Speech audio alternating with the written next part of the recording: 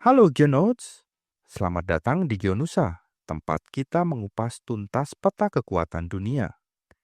Di tengah-tengah persaingan yang memanas antara blok-blok kekuatan, banyak negara merasa tertekan untuk memilih pihak. Namun, ada satu negara yang berdiri kokoh di tengah badai ini, Indonesia. Dengan populasi terbesar di Asia Tenggara dan ekonomi yang terus tumbuh, Indonesia memilih jalan yang berbeda.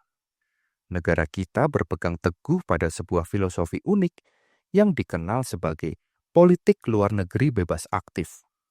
Kenapa kita tidak memihak siapapun? Dan bagaimana strategi ini justru menjadi kekuatan terbesar kita di panggung dunia? Hari ini, kita akan bedah tuntas misteri di balik diplomasi Indonesia. Prinsip bebas aktif bukan sekadar slogan, melainkan sebuah strategi yang lahir dari rahim sejarah yang pahit. Pada awal kemerdekaan, Indonesia berada di persimpangan jalan perang dingin yang memisahkan dunia menjadi dua kutub. Blok Barat yang dipimpin Amerika Serikat dan Blok Timur yang dikendalikan Uni Soviet. Para pendiri bangsa kita, terutama Muhammad Hatta, menyadari bahwa jika Indonesia memihak salah satu blok, kita akan kehilangan kedaulatan dan menjadi alat dalam pertarungan mereka. Oleh karena itu, prinsip ini dirumuskan. Bebas artinya tidak memihak blok kekuatan manapun. Dan aktif artinya Indonesia harus berperan proaktif dalam menciptakan perdamaian dunia. Ini adalah fondasi dari semua kebijakan luar negeri kita. Sebuah warisan yang tak ternilai harganya. Segmen 3. Konferensi Asia Afrika dan Solidaritas Global Selatan penerapan pertama. Dan paling monumental dari prinsip bebas aktif adalah melalui Konferensi Asia Afrika di Bandung pada tahun 1955. Dengan karisma dan kepemimpinan yang kuat, Indonesia berhasil mengumpulkan para pemimpin dari negara-negara yang baru merdeka di Asia dan Afrika. Tujuan konferensi ini adalah untuk menolak imperialisme, kolonialisme, dan dominasi kekuatan besar. Konferensi ini menjadi cikal bakal dari gerakan non-blok, sebuah aliansi yang mewakili aspirasi negara-negara global selatan untuk memiliki suara di panggung dunia. Gerakan ini menunjukkan bahwa kita bukan hanya pasif dalam menolak aliansi, tetapi juga proaktif dalam membangun aliansi kita sendiri.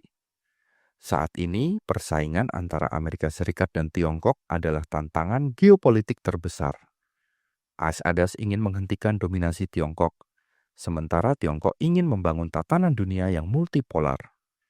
Di tengah ketegangan ini, Indonesia, dengan strategi bebas aktifnya, menolak untuk menjadi alat bagi salah satu pihak. Sebaliknya, kita memposisikan diri sebagai jembatan yang menghubungkan kedua raksasa ini. Kita menjalin hubungan baik dengan Washington dan Beijing, menerima investasi dari keduanya, dan mendorong dialog daripada konfrontasi. Pendekatan ini memungkinkan kita untuk menjaga stabilitas di kawasan dan melindungi kepentingan nasional kita. Salah satu contoh nyata dari strategi ini adalah di Laut Cina Selatan. Meskipun Tiongkok mengklaim hampir seluruh wilayah laut ini, Indonesia tidak memiliki klaim teritorial yang tumpang tindih. Namun, kita memiliki kepentingan di perairan Natuna. Indonesia menanggapi klaim Tiongkok dengan memperkuat kehadiran militer dan patroli di Natuna, tetapi juga melalui jalur diplomasi yang damai.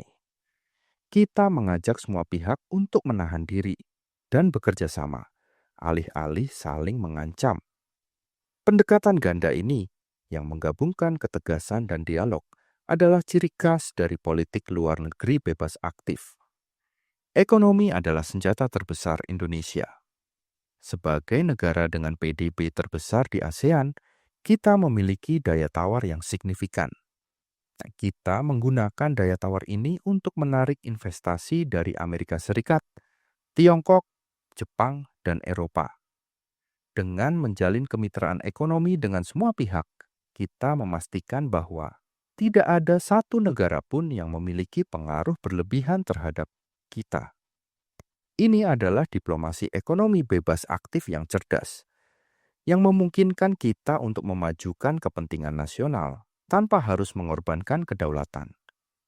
Peran dalam isu-isu global Indonesia tidak hanya aktif dalam isu-isu regional. Kita juga memainkan peran penting dalam isu-isu global. Sebagai Presiden G20 pada tahun 2022, Indonesia berhasil menjadi mediator antara Barat dan Rusia di tengah perang Ukraina. Kita juga terus menyuarakan perdamaian dalam konflik Israel-Palestina.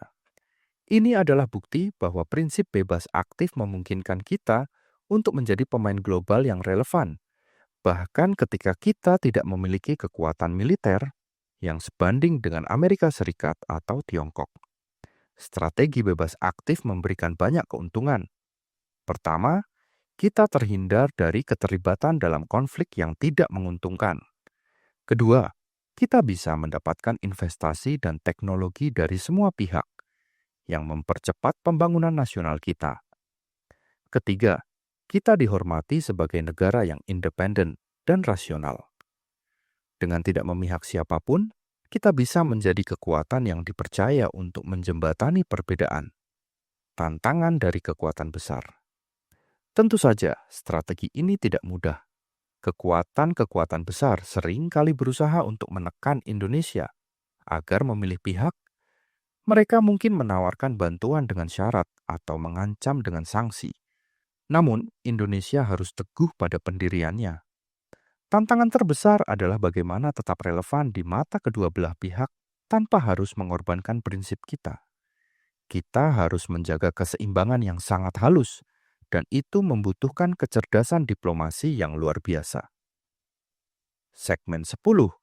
Tantangan internal tantangan juga datang dari dalam. Isu-isu politik internal, seperti polarisasi masyarakat, dapat mengancam konsensus nasional tentang kebijakan luar negeri. Jika kita tidak bersatu di dalam, kita tidak akan bisa efektif di luar. Stabilitas politik dan kesatuan nasional adalah kunci untuk menjaga keberhasilan strategi bebas aktif. Tanpa fondasi yang kuat di dalam negeri, diplomasi kita akan rapuh. Kasus di Laut Natuna menjadi ujian nyata bagi strategi bebas aktif.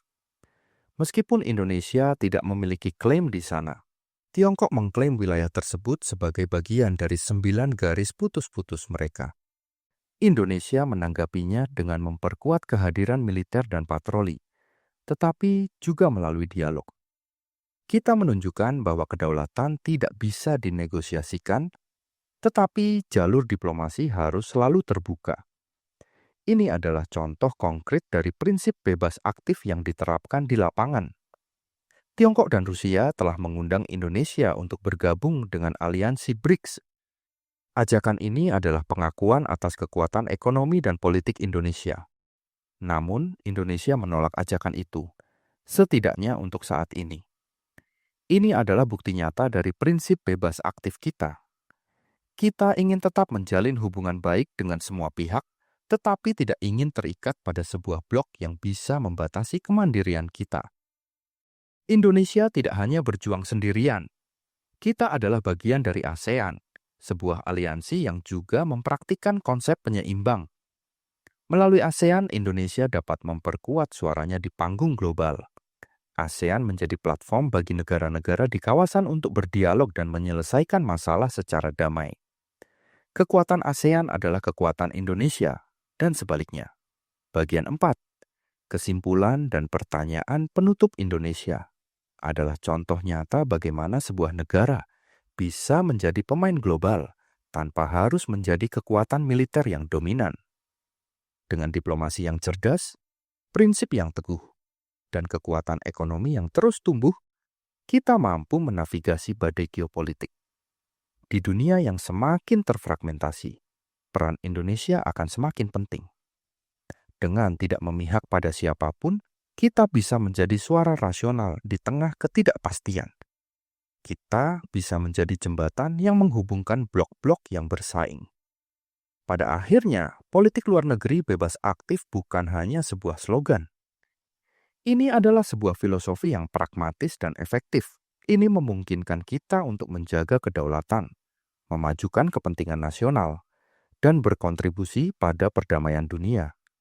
Di dunia yang semakin dipenuhi dengan konflik, diplomasi adalah senjata terkuat.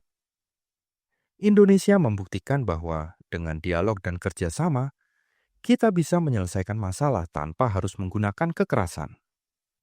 Kepemimpinan Indonesia di G20 pada 2022 adalah contoh sempurna. Kita berhasil menjadi mediator antara Rusia dan Barat di tengah perang Ukraina. Ini adalah bukti bahwa prinsip bebas aktif memungkinkan kita untuk menjadi pemain global yang relevan. Indonesia bisa fokus pada pembangunan dalam negeri. Kita bisa menjalin kemitraan dengan semua negara untuk mencapai kemakmuran. Ini adalah jalan menuju masa depan yang lebih baik. Anak muda Indonesia memiliki peran penting dalam melanjutkan strategi bebas aktif ini. Mereka harus memahami sejarah dan prinsip kita dan berpartisipasi dalam diplomasi. Kekuatan dalam persatuan kekuatan terbesar Indonesia adalah persatuan kita. Jika kita bersatu di dalam, tidak ada tekanan dari luar yang bisa mengancam kita. Indonesia sebagai harapan dunia. Di tengah kekacauan global, Indonesia bisa menjadi harapan bagi negara-negara lain. Kita membuktikan bahwa ada jalan lain selain memilih pihak. Kekuatan lunak Indonesia memiliki kekuatan lunak yang besar. Budaya, pariwisata, dan toleransi adalah alat diplomasi yang efektif. Kita bisa mempromosikan perdamaian melalui budaya, ekonomi sebagai alat diplomasi. Kita menggunakan ekonomi sebagai alat diplomasi.